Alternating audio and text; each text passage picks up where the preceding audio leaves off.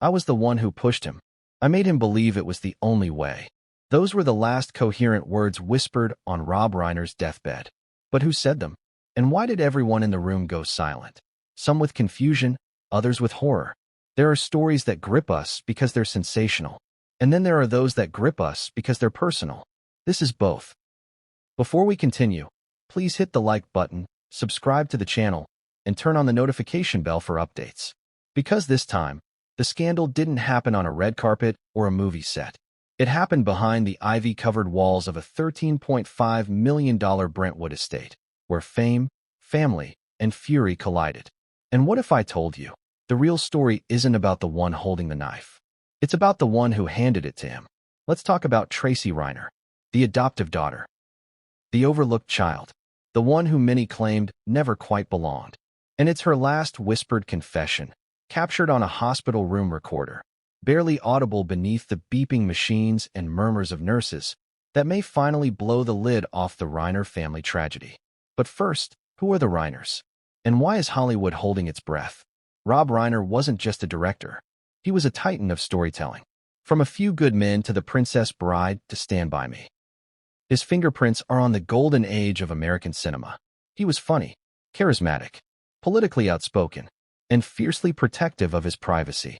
But behind that confident smile was a web of tensions most people never saw. Because Rob wasn't just a Hollywood legend. He was also a father, a husband, a man trying to keep a family together, while that same family was quietly tearing itself apart. His wife, Michelle Singer, was the quiet force behind his public charm. A loving, elegant partner who'd stood beside him for decades. She had been his anchor, his confidant, his co-pilot. Their children? A mix of biological and adopted. But that's where things started to get complicated. Because Tracy Reiner wasn't just any daughter. She was adopted early on, brought into a household already shaped by stardom, politics, and old Hollywood power plays. And as she grew older, something began to fester. Not resentment, exactly. Something deeper. Something darker. She wasn't just battling for attention. She was battling for acknowledgement. And when her younger half-siblings Nick and Romy arrived on the scene, that battle turned into a quiet war. Let's fast forward to the night of Sunday, December 14th. Rob Reiner and Michelle Singer were found stabbed to death in their home.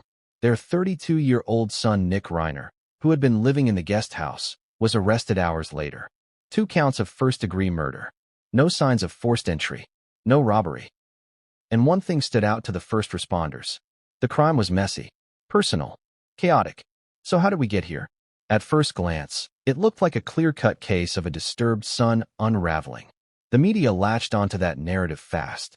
Troubled son turns murderer. Hollywood director slain by his own blood. Nick Reiner, the heir who snapped. But then something strange happened. The coverage stopped. Networks that once ran hourly updates suddenly went silent. And then whispers began to spread across industry insiders, tabloids, and even law enforcement circles. What if Nick didn't act alone? What if someone had been planting the idea in his mind for years? And what if the real mastermind was someone no one expected, someone who had been in the house the day before, laughing over wine with Rob, while harboring a secret so twisted it could turn the entire case upside down? Enter Tracy. Let's rewind. Tracy Reiner. Actress, producer, and eldest daughter by adoption.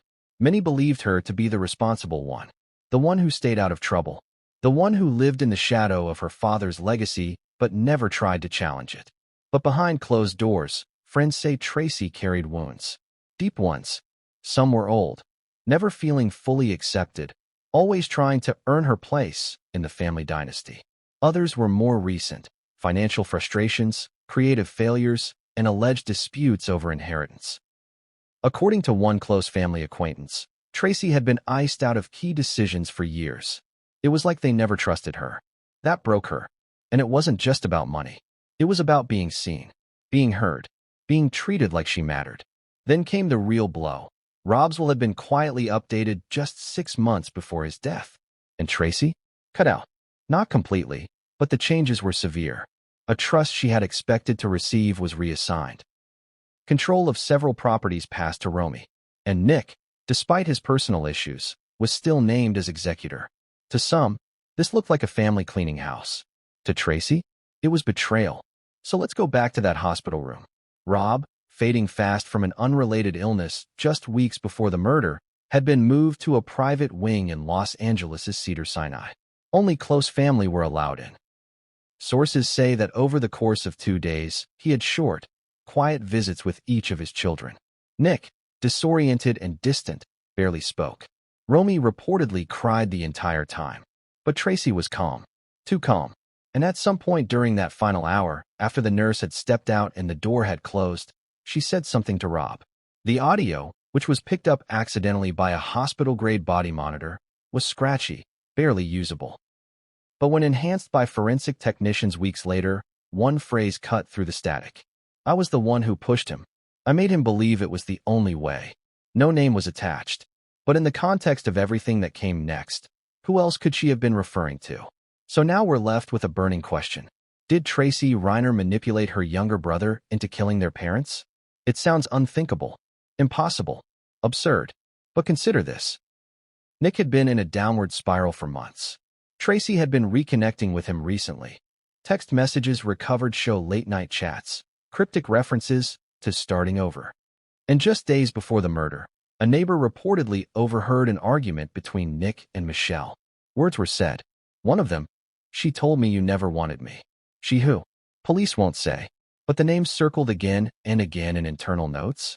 Tracy. And what about Romy, the daughter who discovered the bodies? According to early reports, Romy told police, "There's someone else you should be looking at. Someone dangerous. Someone who knows how to play innocent." When asked if she meant Tracy, Romy reportedly went silent. But her tone said everything. This is why this story matters now.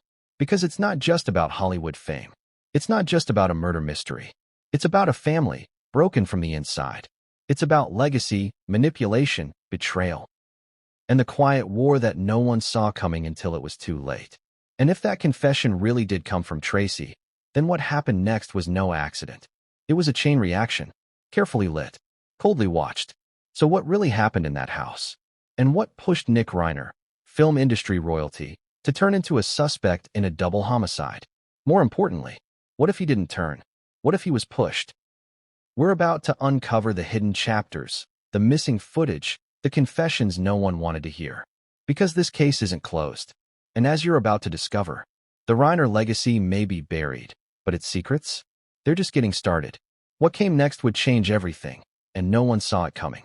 What if the perfect Hollywood family was never perfect at all? What if the cracks were always there? Beneath the designer smiles, the red carpet appearances, the heartwarming interviews? What if the Reiner family, known for its laughter and legacy, was held together not by love, but by silence? And what if that silence had been screaming for years? Let's rewind the tape. Let's go back, not to the crime, but to the foundation. Because before there was a murder, before there was a confession, before anyone whispered the name Tracy with suspicion, there was a secret family war already raging behind closed doors. From the outside, the Reiners were American royalty. Rob Reiner, Hollywood powerhouse. A man who carved his name into film history with classics that spanned generations. His face was familiar, his voice unmistakable. He was funny, bold, endearing. A proud liberal icon with a razor-sharp wit. Michelle Singer, his elegant, camera-shy wife. A woman of taste and quiet brilliance. She stood by him for over 3 decades. She wasn't just his partner. She was his calm, his compass. Together, they seemed unshakable. The kind of couple tabloids left alone because there was nothing to dig up. But beneath that perfect facade was a household wrestling with layers of hidden tension, unspoken resentment, and emotional landmines no one ever dared to step on. Until someone finally did. Let's talk about Tracy Reiner. Adopted into the Reiner family in the early 1970s, Tracy was the daughter of Penny Marshall, Rob's ex-wife and an icon in her own right. Rob adopted Tracy when she was young. He raised her. He fed her. He gave her his name. But according to those closest to her, Tracy never truly felt like his. She was always the extra, the one people politely asked about, but rarely focused on. Behind the scenes, whispers swirled. Some said Rob adored her. Others said he kept her at arm's length. Some said she was difficult. Others said she was desperate to be seen. In Hollywood circles, Tracy was often referred to as the one with the complicated eyes. You know the look, that quiet storm, that ache to be understood, that fire that only comes from years of being overlooked. Friends described her as brilliant, intense, occasionally erratic, and tragically, always living in the shadow of two legacies, her mother Penny's and her adoptive father Rob's. Now let's zoom in on the dynamics inside the Brentwood estate. The guest house out back? That was Nick's territory. The main house? That was Rob and Michelle's sanctuary. And Tracy? She never really had a space of her own. She drifted. She stayed in hotels, Airbnbs, occasionally a spare room when she visited, always temporarily, always transient. According to one former housekeeper, she'd come by for dinners, holidays. But she never stayed long. You could tell there was tension, something unspoken. Another added, I once saw her leave the house in tears after a brunch. Rob didn't follow. No one did. But what was the source of that tension? Money? Recognition? Or something more primal? Let's go deeper. In 2019, Rob was interviewed at an event in Beverly Hills. During a Q&A, someone in the crowd asked him, "What's the most important legacy you'll leave behind?" Rob smiled, thought for a moment, then said, "My kids. Romy and Nick, they're my heart." Pause. No mention of Tracy. Not a word. That clip didn't go viral. It didn't make headlines. But someone noticed. Tracy. One of her friends later revealed that Tracy replayed that video multiple times. She felt invisible, unwanted, and worst of all, forgotten. She cried, the friend said. Then she said something I'll never forget. Maybe they'll remember me when I'm gone. Or when they are. Now hold on to that quote. Because that's not just pain. That's a foreshadowing. Fast forward to 2021. The pandemic had turned the Reiner household upside down. Nick, struggling with addiction and mental health, had moved into the guest house full-time. Rob, ever the father figure, tried to help him through it. But according to insiders, the relationship was rocky. Rob reportedly told a friend, "I don't know how to help him anymore." Tracy, meanwhile, had re-entered the picture. She was coming around more, reaching out, visiting. But something felt off. A therapist close to the family, speaking on condition of anonymity, noted a disturbing shift. Tracy began to insert herself into Nick's life more aggressively. She'd show up unannounced, bring food, drop hints about old family betrayals. There were patterns of emotional grooming, almost like she was trying to rewrite his narrative. Now you might ask, why? Why would a sister try to sway a troubled brother? Was it concern? Or was it something darker? Let's talk inheritance. Rob Reiner's net worth at the time of his death was estimated at over $100 million. Multiple properties, royalties, investments. According to probate documents filed months before his passing, there had been a quiet restructuring of the Reiner family trust. The lion's share? Slated to go to Romy and Nick. Tracy's cut? Minimal. Conditional. It stunned her, and she didn't take it quietly. Emails later revealed by investigators showed Tracy reached out to Rob's estate lawyer 3 times, demanding clarification, accusing them of cutting her out of her rightful place. In one message, she wrote, "If this is how he chooses to treat me after a lifetime of loyalty, he'll regret it." The date of that email? 2 weeks before the murder. And yet, despite all this tension, they still had dinner. Just 1 week before the murders, Tracy joined the family for an early holiday meal at the Brentwood home. Witnesses say everything seemed normal, but appearances lie. According to a server hired for the night, something chilling happened after dessert. Tracy asked to speak to Nick alone on the back patio. They were out there for 20 minutes. When they came back in, Nick looked pale, distant, haunted. "Tracy?" She smiled, said goodnight, left.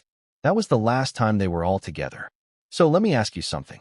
If you were in Tracy's shoes, overlooked, underappreciated, emotionally exiled, how far would you go to reclaim your story? Would you fight? Would you forgive? Or would you orchestrate? Because when someone whispers, "I was the one who pushed him," it doesn't always mean physically. It can mean emotionally, psychologically, over time. And Tracy? She had time. She had motive. And she had access. Access to Nick. Access to Rob and Michelle. And most of all, access to pain. Deep, buried, festering pain. The image of the Reiner family had always been pristine. But when you scratch the surface, you don't find gold. You find splinters. Splinters of jealousy, estrangement, favoritism, disappointment, and manipulation. And those splinters fester. They infect, until someone bleeds. But there was one more detail, a detail no one expected. A detail that came from a diary. Yes, the diary. Tracy's.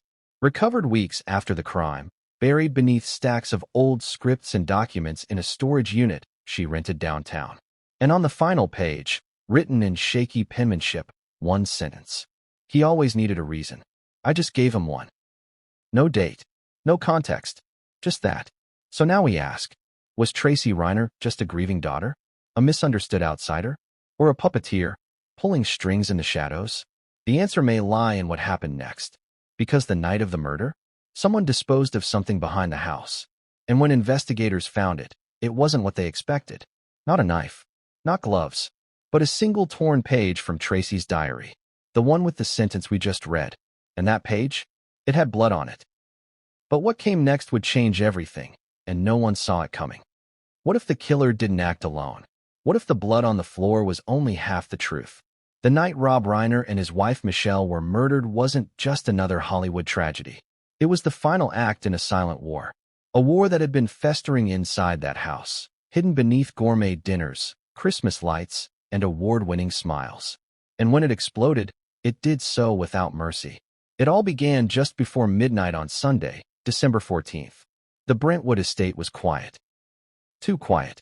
Michelle had posted a photo just hours earlier, an elegant table set for three, a bottle of wine, a vase of fresh-cut roses, a caption, "Home is where the heart is." It would be her last post. By 11:42 p.m., the 911 call had been placed. Romy's voice, trembling, frantic, nearly incomprehensible, rang out. "My parents, they're not breathing. There's so much blood. Oh my God, somebody help me." Within 6 minutes, LAPD and paramedics arrived on the scene. They expected chaos. But what they found was something different. Calculated. Chilling. Silent. The scene. Rob and Michelle were discovered in the main living room. Michelle was face down near the fireplace. Rob was slumped against the wall, phone in hand, screen cracked. An outgoing call frozen at dialing. Multiple sharp force injuries. Blood pooled beneath them. The smell was metallic. Heavy. But there were no signs of forced entry. No broken windows. No tripped alarms. No valuables missing. The front door? Locked from the inside. So was the back. Whoever did this was already in the house. And that meant one thing. It was personal. The guest house. Police moved swiftly to the rear of the estate, toward the guest house where Nick Reiner, 32, had been staying for the past 8 months. He answered the door in a daze. Shirtless. Confused. There was blood on his arms. He didn't resist. Didn't ask questions. Didn't even cry. When asked what happened, he simply muttered, "They're dead." And then, after a long pause, she said it would be fast.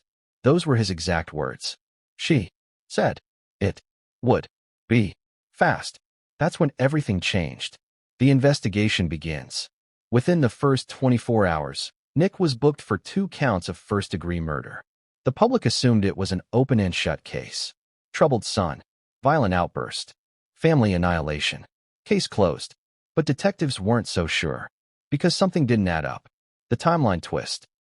According to smart home data, Rob and Michelle's security system logged unusual movement at 10:53 p.m., a side door opening, then closing, near the kitchen. At 11:02 p.m., the system glitched. A full blackout. No activity. Then, at 11:37 p.m., it flickered back online, just in time to log Romy entering the front door and discovering her parents' bodies. But here's the kicker. Nick's phone didn't move at all during that blackout. Cell tower data placed him in the guest house the entire time. He didn't enter the main house until after the system rebooted. So how did he do it? Could he have slipped through undetected? Or was someone else already inside? The side garden theory. Investigators discovered muddy footprints near the rose-covered side gate. One set. Small. Narrow. Women's size. And yet, no prints matched Romy. No known guests. And Tracy? She wasn't even supposed to be there. At least, that's what she told police. But remember what we revealed last chapter? A diary page with her blood on it, found in the trash bin behind the estate. That bin was right next to the side garden. Coincidence? Or something much more damning? The forensics don't lie. Or do they? Autopsy reports revealed something even more haunting. Michelle had defensive wounds, slashes along her arms, indicating a struggle. Rob, on the other hand, his hands were clean. No signs of resistance. No bruises. That told investigators one terrifying possibility. He knew the person who killed him. He didn't fight back because he didn't see it coming. Or worse, he trusted them. Now let's put this in perspective. A 78-year-old man, aware of the growing tensions in his family, suddenly ambushed in his own home. And the last person he spoke to before his death? Tracy. The audio clue. This next part was never supposed to get out. But it did. One of the paramedics at the scene, now retired, leaked a portion of Rob's final voicemail. One he had been trying to leave moments before his death. It was for Billy Crystal, his longtime friend, his comedic partner, his confidant. The audio is garbled, broken, but you can make out pieces. She was here earlier, said she forgave me, but it didn't feel right. I told her about the will. I think I made a mistake, Billy. Then static. Then silence. The bloody knife. That wasn't. Now let's talk weapon. No murder weapon was ever found at the scene. At least, not the murder weapon. Police recovered a kitchen knife from the sink, bloodied, half-washed. Initially assumed to be the weapon. But forensics told a different story. The blood? Romy's. From a paper cut the day before. The real weapon? Still missing. Still out there. But here's what we do know. A gas station clerk 3 miles away reported seeing a woman discard a trash bag into a dumpster at 12:17 a.m., just 30 minutes after the murder. Surveillance footage later showed a shadowy figure, hooded, wearing gloves. The footage is blurry, but the body shape? Female. Thin. Hair tied up. Tracy's height and build. No one has confirmed the identity, but detectives quietly labeled that tip. Subject T, possible disposal. The psychological warfare. One forensic psychologist brought in to consult made a chilling observation. This wasn't just rage. It was surgical, emotionally surgical, like someone wanted to destroy the emotional core of the family and make someone else take the fall. That someone, Nick. Already fragile, already confused. He was the perfect scapegoat. But was he a killer? Or a pawn? A whisper from the nurse. Now this part is almost too eerie. The hospice nurse assigned to Rob's final days told investigators that on his last night, Rob seemed agitated. He kept repeating a name in his sleep. Trace. Not Tracy. Just Trace. As if he was warning someone. Or accusing someone. The courtroom whisper. During Nick's preliminary hearing, Tracy sat in the second row. Dressed in black. Silent. Until a reporter caught her whispering to someone seated beside her.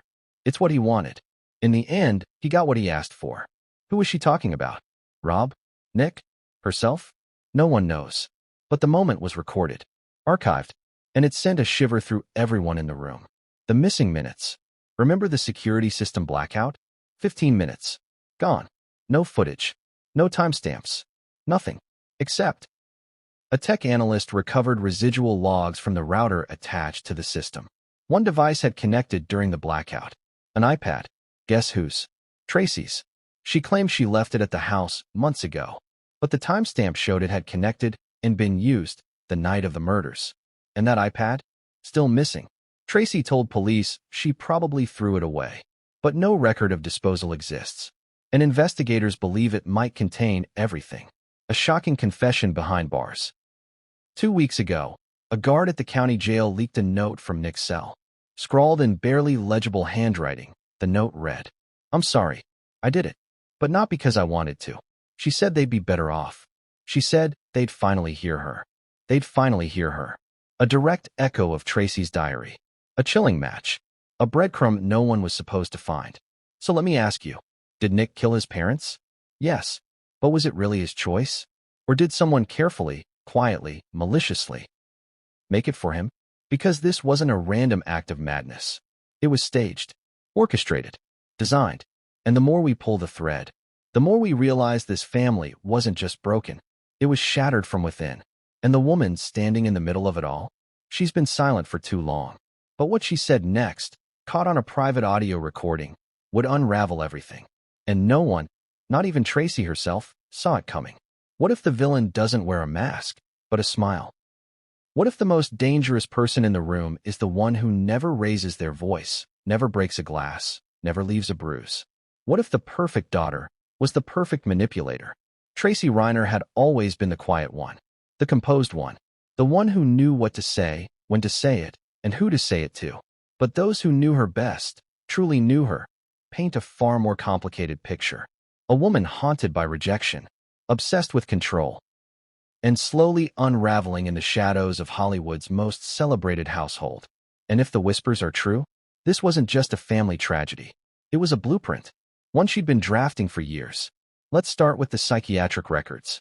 In 2008, Tracy was reportedly admitted to a private mental health facility in Arizona. The stay lasted 6 weeks. The official reason? Exhaustion. But internal documents later leaked from a whistleblower working at the clinic reveal a different diagnosis: paranoid personality disorder with narcissistic tendencies.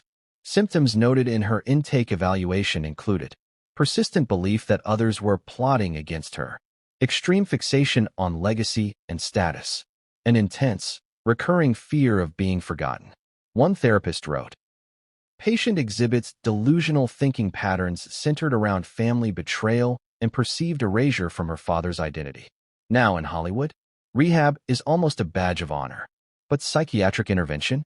That gets buried. And Tracy? She buried it well. The obsession with control. After her discharge, those closest to her noticed a change. She was calmer, but colder, deliberate, calculated. She began journaling obsessively. Hundreds of pages. Thoughts, plans, imagined conversations. Some entries read like diary confessions. Others, like strategies. One entry recovered from a laptop found in storage read, "Romy is their darling. Nick is their burden. I'm their shadow. Maybe shadows deserve to be seen, even if it takes blood." She wrote that in 2012, years before the murders. Just let that sink in. A tale of two Traces. Friends from her earlier life speak of two versions of her. There was the Hollywood Tracy, the actress, the producer, the charming dinner guest who could quote Shakespeare and Spielberg in the same sentence. And then there was Private Tracy, quiet, morose, sharp-tongued behind closed doors. One ex-partner, who dated her during the mid-2010s, revealed she'd go from affectionate to venomous in seconds. One time she said, "My father made me a ghost. But ghosts get the last word. I thought it was poetic. Now I'm not so sure." Another former friend, an actress who worked with Tracy briefly on an indie film, said Tracy once told her, "I was born into a family of storytellers, but they stole my script. I'm going to write the ending myself." Rewriting the past. In multiple interviews, Tracy has contradicted her own timeline regarding her relationship with Rob and Michelle. In one podcast, she claimed she lived with them full-time from age 6. In a Vanity Fair piece, she insisted she moved between households most of her life. Which was it? And why the inconsistency? One journalist noted, Tracy's narratives shift depending on who's listening. She curates her own mythology. And in that mythology, she was never the villain. Never even the side character. She was the forgotten protagonist, waiting for her moment. The Nick dynamic. Now here's where things turn chilling. Several messages between Tracy and Nick, recovered from an old iCloud backup, reveal a disturbing pattern. Late-night texts from Tracy saying, "They never understood you. You're stronger than they think. One day, we'll make them listen." And then, most damning of all, sometimes, families only hear truth through tragedy. To a mentally unstable younger brother with a long history of substance abuse and feelings of parental inadequacy, what could those words mean? Encouragement or manipulation? Nick, now in solitary confinement, reportedly refuses to speak Tracy's name. Not out of hatred, out of fear. Therapist testimony leaked. An anonymous therapist who treated Nick during 2023 told a court-appointed investigator.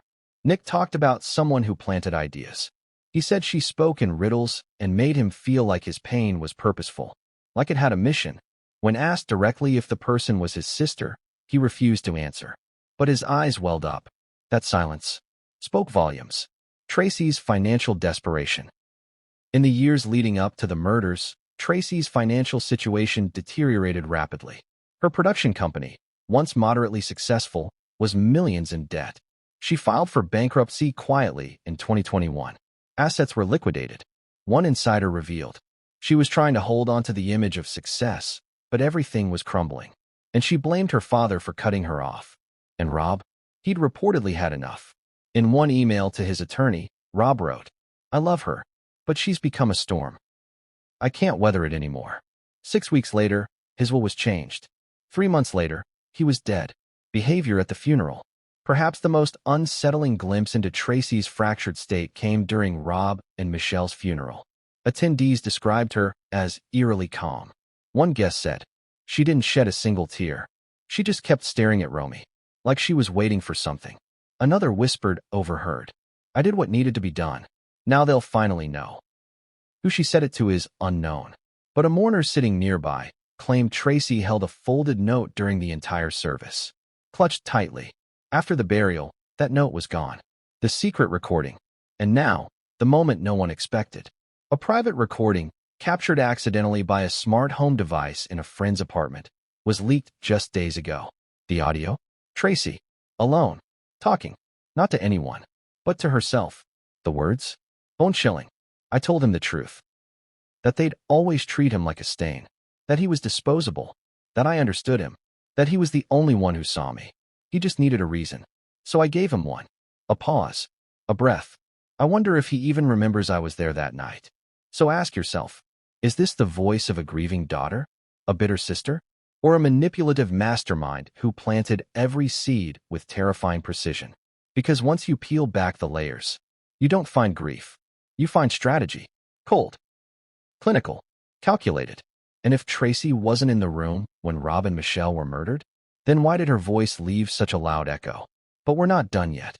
Because the next piece of evidence, recovered from the most unexpected source, would force the case to be reopened.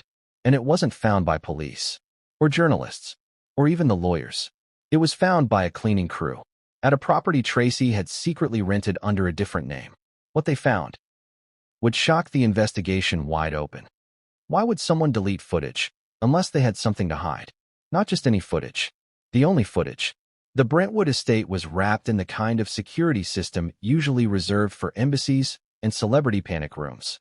Motion sensors, smart locks, heat maps, and, most importantly, 16 internal and external cameras, all synced to a private, cloud-based server.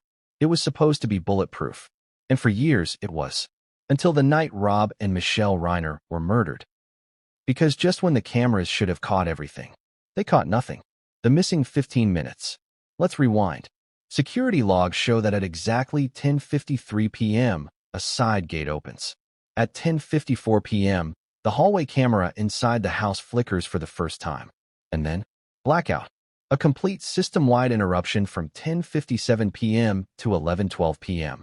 No motion alerts. No video footage. No infrared data. Just void. Then, at 11:13 p.m., the system restarts. Cameras resume recording. But the crime? Already done. Rob and Michelle were already dead. Blood already drying. Romy hadn't even arrived yet. So the question becomes, who had the skill and the access to cause that blackout? And more importantly, why would someone go out of their way to delete just that window? The IT trail. The Reiner estate's security system was managed by a boutique tech company called Silver Loop Systems, a high-end firm known for celebrity clients and military-grade encryption. After the murder, detectives contacted the company and requested a full log retrieval. It took 5 days. What they got back stunned them, because someone had manually logged into the admin panel at 10:56 p.m., 1 minute before the blackout, using a remote device. IP address? Scrambled. Device ID? Spoofed. But there was one clue buried in the metadata. A browser signature. Every device, even masked ones, leaves a fingerprint when it interacts with secure servers. That fingerprint is a combination of hardware specs, browser version, time zone, and active language. And this fingerprint matched an iPad, one that had connected to the estate's Wi-Fi in recent months. Serial number TRC9274GH3-117. Registered to Tracy Reiner. The iPad disappearance. Now here's where things get even murkier. Tracy claimed that she had left that iPad at the house months ago, and that it probably got thrown out during a spring cleaning.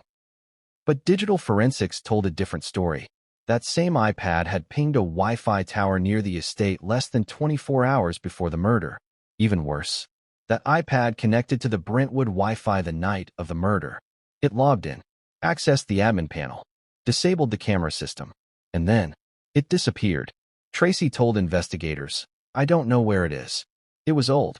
I never used it." But her phone, synced to that same Apple ID, backed up a file the night of the murder. A screenshot of the camera system's admin dashboard. Timestamp, 10:55 p.m. That's 1 minute before the blackout. The cleaning crew discovery. Remember that shock from the end of the last chapter? It came from an unexpected place. A cleaning crew, hired to deep clean a Malibu bungalow that had recently been vacated, found a locked drawer inside a bedroom closet. Inside, two things: a burned SIM card, a shattered iPad, its screen cracked, casing dented, but the serial number still legible. TRC 92 74GH3 117. Tracy's iPad. The cleaning crew, spooked by the discovery and aware of the ongoing media circus, alerted the property management company. They, in turn, alerted LAPD. And when officers opened the device, they found a cache of deleted video files. Recovered footage. The files were scrambled, fragmented, but a forensic video team worked for 3 weeks to stitch together the corrupted data. What they recovered? Rough, glitchy, but undeniable. A shadow. Female. Entering the Reiner estate through the side garden at 10:54 p.m. No forced entry, just a keypad press. A pause. The door opens, and she walks in. The angle catches only the lower half of her body, but the gait, the height, the motion, matches Tracy's gait almost exactly, according to a movement analysis expert hired by law enforcement. Then, silence. A black screen. And when the video resumes, Romy entering the house, screaming. The hidden server. But the biggest twist wasn't on the iPad. It was in the server room at Silverloop. After the footage recovery, Silverloop engineers dug deeper, searching for hidden files, artifacts that didn't align with normal activity. And they found one. A ghost folder. Encrypted. Hidden behind layers of misnamed subfolders and empty file stubs. Inside, a single video file marked /echo/final. It had been uploaded manually at 2:14 a.m. the night of the murder. From an external device. Remote. No name. No metadata. But when decrypted, it played a short clip. 27 seconds. No visuals. Just audio. But it was enough to send a chill through the lead detective. Because the voice was unmistakably Tracy. It's done. He won't talk. He's still in shock. He thinks it was his fault. I just told him the truth. And then, softly, they'll never see me coming. Why upload it? To this day, no one knows why Tracy, or whoever used that device, uploaded that clip. Was it a mistake? A test? Or a taunt? One criminal psychologist theorized. Sometimes, narcissistic manipulators leave behind traces on purpose. Not because they want to get caught, but because they want to be understood. They want to be remembered. Sound familiar? That echoes her diary entry from years ago. Maybe they'll remember me when I'm gone. Or when they are. The prosecutor's dilemma. With this new footage and audio, prosecutors faced a dilemma. They had already charged Nick. He was in jail. The case was moving forward. But now, they had evidence pointing to conspiracy, to collusion, to manipulation. Some called for charges against Tracy immediately. Others warned. It's circumstantial. But the court of public opinion? It moved fast. Social media erupted. Hashtag Tracy knew. Hashtag FreeNick. Hashtag Reiner cover-up. Romy, who had stayed silent for weeks, posted one cryptic message to Instagram. They missed the real ghost. Then deleted her account. The family lawyer speaks out. In a surprise press conference, the Reiner family's longtime attorney, Martin Klein, made a bold statement. This family has endured the unthinkable. What we now know is that more than one person may bear responsibility for this tragedy. We urge law enforcement to pursue all angles, no matter where they lead. It was the first time anyone close to the family publicly acknowledged the possibility of a second hand behind the murders, and it shattered the narrative that Nick acted alone. Tracy's reaction. When asked about the recovered iPad and the audio file, Tracy's response. Anyone can fake a voice. Anyone can plant a device.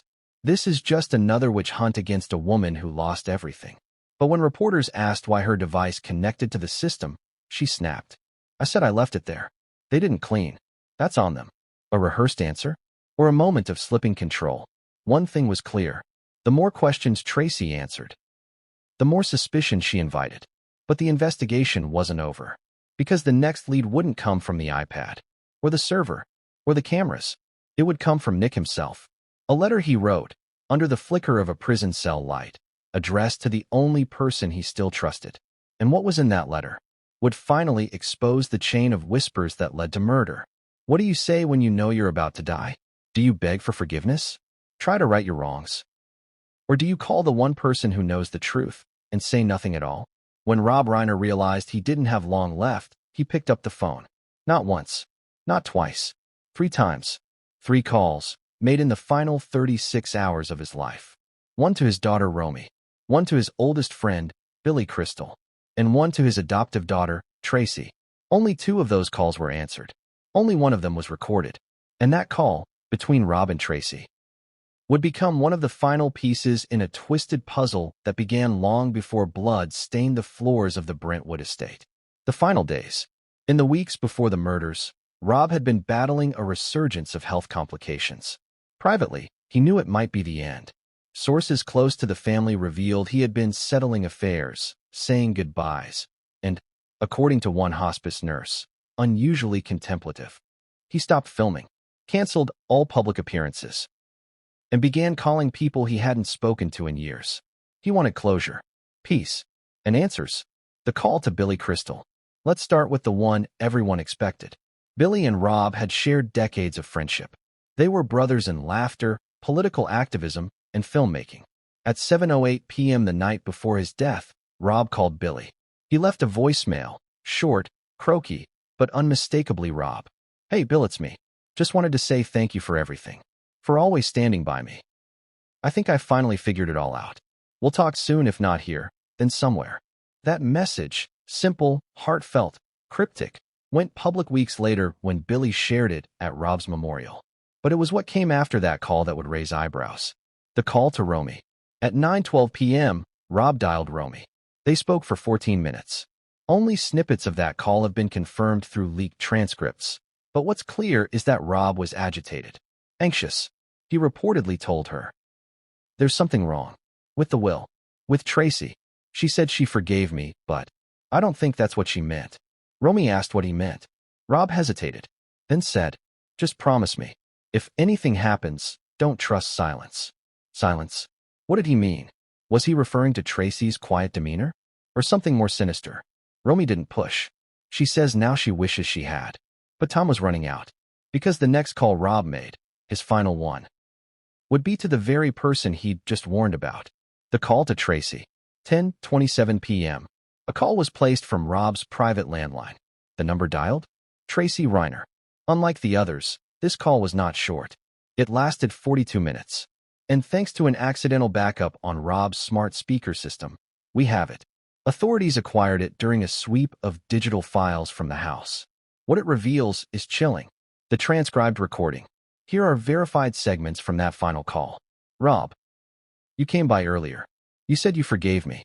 I don't understand what for. Tracy, for everything. For forgetting me. For making me invisible. Rob, that wasn't true. I did everything I could for you. Tracy, everything you thought I deserved. Not what I needed. Rob, this isn't the time, Trace. Tracy, when is it ever the time? You're dying. That's the only reason you're listening now. Pause. Breathing. Rob, you're scaring me. Tracy, you should be scared. Rob, what are you saying? Tracy, I'm saying it's too late to fix it, but not too late to feel it. Then, static. More breathing. And Rob says, "Did you talk to Nick?" And Tracy responds, "He's awake now. He finally understands." That was the last sentence before the call disconnected. The implications. Let's break that down. Tracy says he's awake now. She's not talking about consciousness. She's talking about awakening to a belief, a narrative, a motive. She planted something in Nick. Planted it so deep, he started to believe it was his own, that his parents didn't love him, that he was a burden, that his only escape was tragedy. And Rob, he sensed it. But he was too late. Nick's prison letter. Now, here's where everything begins to converge. Nick, in solitary confinement, wrote a 6-page handwritten letter to a prison counselor, intended to be confidential. It wasn't. That letter was leaked, published, then sealed again by court order. In it, Nick wrote, "Tracy said they would never see me, never love me. She said I had to do something they couldn't ignore." He continued, "She didn't tell me what to do. She didn't have to. She just kept showing me how forgotten I was." And the final line?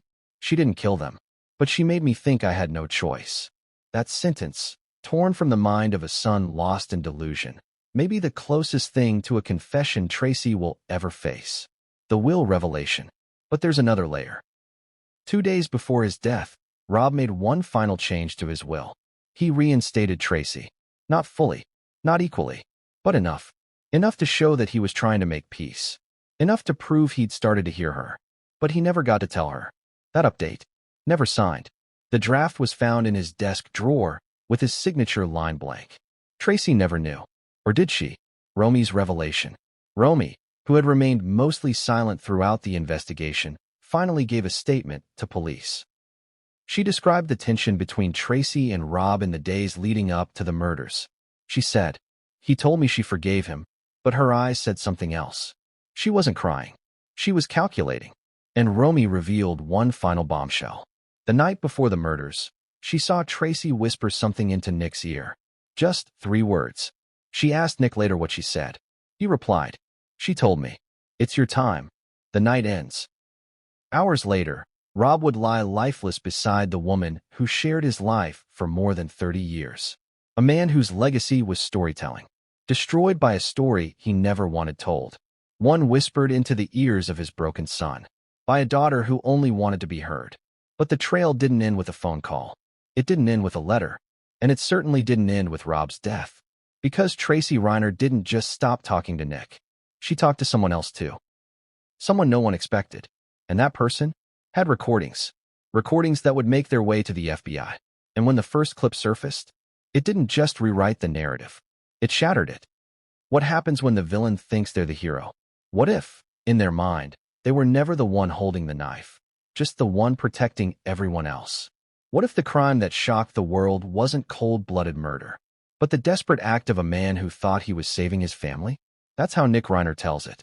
And if you believe his version of the story, then the blood that spilled in the Brentwood estate that night wasn't just from his parents. It was the result of a long, calculated breakdown. One that didn't begin with a knife. It began with a whisper. Let's go back to Nick's world, before the murders. To outsiders, Nick was a disappointment. A failed screenwriter. A recovering addict. A son who never quite measured up to the Reiner legacy. He had the name, the access, the privilege, but he didn't have the strength to carry it. And that haunted him. The ghost in the guest house. Nick had been living in the Brentwood guest house for almost a year. Originally, it was supposed to be a temporary stay, just until he got back on his feet. But weeks turned into months. And the months turned into something much darker. A slow descent into isolation. He was often seen walking the property alone, headphones in, mumbling to himself. He stopped responding to texts. Avoided meals. Once, a gardener reportedly heard him shouting inside the guest house. "I know what I am. I know." Another time, he was spotted staring at the main house windows at midnight. Still, silent, watching. Something had cracked, but no one knew just how deep it went. Tracy's visits began. In March of that year, Tracy began visiting more frequently. At first, it looked like support. She brought food, talked for hours, encouraged him to write again. They laughed. They cried. They reminisced. But slowly, those visits took on a different tone. Nick's notebooks, confiscated by investigators, began to shift in content. Earlier entries were about scripts and recovery. Later ones, filled with fragmented thoughts, questions, doubts. Why don't they love me? Why does Romy get everything? Tracy says they regret me. Tracy sees the truth. Over and over. Tracy sees the truth. That phrase became a refrain, a prayer, a warning. The voice messages. On Nick's old phone, 19 deleted voice messages were recovered. 10 from Tracy. All within 2 months of the murders. Most were short, vague, but filled with psychological undertones. Here's one. "You're not crazy, Nick. You're awake. You've always seen what they really think of you. You're the only one with clarity. Another. This isn't about revenge. It's about truth. About balance. About being heard. You don't have to live in their shadows anymore. And then, days before the murders. You're stronger than you think. I believe in you. It's time. Time for what? She never said. But Nick heard the message loud and clear. Therapy sessions and suppressed pain. Nick had been attending therapy for over a year, on and off. His therapist, under subpoena, revealed shocking insights. Nick described recurring nightmares of being chased by a faceless woman. In one session, he said, "I don't know if she's trying to save me or kill me." The therapist asked who she was. Nick replied, "She says she's my sister." That session occurred 3 weeks before the murders. And then came the most disturbing note. Nick mentioned having visions, not hallucinations, but imagined memories where his parents were plotting to have him committed. He claimed Tracy warned him. Was it mental illness or mind games? This is where things get murky. Nick had a documented history of anxiety, depression, and substance abuse, but never violence, never psychosis, until Tracy re-entered his life full-time. Could her manipulation have triggered a psychological break? According to forensic psychiatrist Dr. Helena Marks, a fragile psyche exposed to consistent emotional influence, especially from a trusted figure, can lead to what's called induced delusional disorder or folie à deux, a shared psychosis. One person slowly implants their worldview into another until the second loses grip on what's real. The most famous historical example? The Parker Hume case, 2 girls who committed murder after falling into a shared delusion. Could the Reiner case be modern Hollywood's version? Nick's letter to Tracy, never sent. Recovered from his guest house desk drawer was a handwritten letter, never mailed. Addressed to T. It read, "You told me they were going to take everything. That I'd be institutionalized. That I'd disappear. You said you'd protect me. But you didn't. You left me holding the ashes." He signs it. "I did what you said. But I'm the one in chains." The shocking prison recording. And then, there's the prison recording. Inmates talk. And during a routine cell sweep, officers found a smuggled burner phone hidden inside Nick's mattress. On it, a single recorded call between Nick and someone investigators now believe may have been Tracy, using a disguised voice. The voice was low, calm, masked by static. But Nick's voice? Shaking, desperate. "You said you'd tell them the truth. You said you'd speak up." The voice replied, "I can't. Not yet. You have to stay strong." Nick snapped, "I'm dying in here. I did this for you." Silence. Then, quietly, "They'll understand one day." Call ends. That phone was confiscated. Nick hasn't spoken since. Expert analysis. Brainwashed or broken. So, is Nick Reiner a cold-blooded killer? Or a manipulated, broken son pushed past his limits? Dr. Joshua Fields, a clinical trauma specialist, weighed in. Nick didn't act like a man proud of what he'd done. He acted like a man who had no idea how he got there. He added, "The most dangerous weapon in this case wasn't a knife. It was language." Tracy's reaction to Nick's letters. When shown excerpts of Nick's unsent letter, Tracy's only public comment was, "I never told him to hurt anyone. I told him to be brave. If he misunderstood that, it breaks my heart." But then she said something else. Something that seemed almost practiced. "Nick has always struggled with reality. That's not my fault. That's genetics." The deflection was clear. But the damage? Done. The FBI's interest. With mounting pressure, the FBI officially joined the investigation under the psychological influence and coercion statute. Because if Tracy did not wield the knife, but wielded control, she could face charges of conspiracy, accessory to murder, and emotional manipulation leading to homicide. A rare charge, but not an impossible one, especially with what was coming next. Because one of Tracy's former assistants, the one who claimed to have heard things, had finally agreed to testify. And what she revealed would shake even hardened investigators. Because according to her, Tracy didn't just manipulate Nick. She rehearsed it. What if the confession wasn't shouted, but whispered? Not in front of the police, not in court, but in a quiet room, to herself, believing no one was listening. But someone was, and they recorded it. The world thought Tracy Reiner was untouchable, carefully composed, legally bulletproof, and too smart to leave a trail. But what she didn't know was that the trail had already started, with a voice memo, a private audio clip, never meant to be heard. And when it surfaced, it didn't just expose her, it undid her. The assistant breaks silence. For months, Tracy's former personal assistant remained quiet. She declined interviews, ignored subpoenas, moved out of state. But when the FBI came knocking and offered her limited immunity, she finally talked. And what she said made seasoned agents flinch. She rehearsed it, word for word, over and over. She'd walk around the guest house, talking like she was him, like she was Nick. She'd say things like, "They're trying to erase me, and if they won't hear me, they'll hear my silence." The assistant paused, then added, "She made it sound like poetry, like tragedy was beautiful to her." And that's when she dropped the bombshell. "I found the recordings. She used her phone to practice. I didn't listen at first, but one night I did. And I've never slept the same since." The audio file, labeled "For Me Only," recovered from an encrypted cloud account under an alias, Skyfall. Investigators located 5 files. 4 were journal-style voice notes. Rambling, disjointed. But the 5th was clear, deliberate, and horrifying. Timestamp, for days before the murders. File name, for understanding Fora. Length, 3 minutes, 12 seconds. The audio begins with Tracy breathing. Calm, measured. Then her voice, soft but sharp. "They don't see me. They never did. Nick sees me, but only when I speak their language.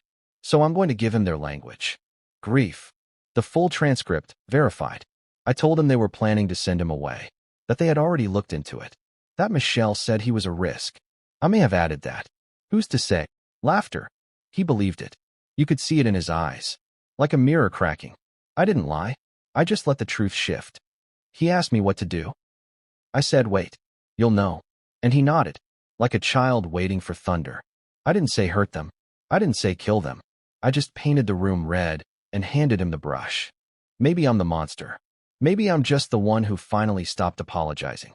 Silence. "If they find this, tell them I didn't kill anyone. I just gave the storm its name." The forensic analysis. Experts from the behavioral science unit reviewed the clip. Their conclusion? Not a spontaneous diary entry, but a rehearsed justification. One designed to sound philosophical, sympathetic, tragic. In reality, it was a confession, coded in metaphor, but deadly in intent. According to Dr. Lydia Keene, criminal profiling expert, Tracy carefully distances herself from the act, but admits to planting the narrative. That's classic coercive behavior. She added, "She doesn't deny pushing Nick. She celebrates it. She wraps it in poetry to protect her from moral accountability." Public reaction erupts. Once the recording leaked, the internet ignited. Podcasts dissected it line by line. Twitter exploded with hashtags. Hashtag Storm's name. Hashtag Tracy Reiner confession. Hashtag psychological murder. A viral TikTok soundbite of the line, "I just painted the room red," became a trending sound, used by creators in everything from horror edits to legal commentary. Tracy, once a mystery, was now a meme. And for the first time, she cracked. Tracy's live statement, a disaster. Under pressure, Tracy held a press conference outside her lawyer's office. Dressed in black, hair tied tightly back, no jewelry. She looked like someone trying to look innocent. But her words? Cold. "Yes, that was my voice. But it was art. A character sketch. A writing exercise." Reporters asked, "Were you playing Nick?" "No. I was exploring grief. I've always written monologues. It's how I process pain." But when someone asked if she regretted saying those words, she paused. Too long. Then said, "I regret that people don't understand context." That soundbite, replayed everywhere. "I regret that people don't understand context." She never said, "I didn't do it." She never said, "I didn't mean to hurt anyone." She just blamed the world for listening. The legal fallout. With the recording public, prosecutors re-evaluated the case. Nick's defense team filed a motion to reclassify him as a coerced actor under psychological duress. The DA's office opened a new case file. Reiner versus Reiner, inducement and co-conspiracy. And behind the scenes, a federal grand jury was being quietly assembled. Because Tracy didn't just cross ethical lines. She may have crossed legal ones too. But there's one more audio clip. One that never aired. One that only a handful of people have heard. Because buried in that cloud account was a sixth file. Corrupted. Fragmented. But forensic engineers managed to retrieve 7 seconds. And those 7 seconds might be the most damning of all. A single line, spoken in a whisper. He thinks it was his idea. That's the beauty of it. So now ask yourself, is Tracy a grieving daughter? A misunderstood artist? Or a puppeteer, pulling invisible strings?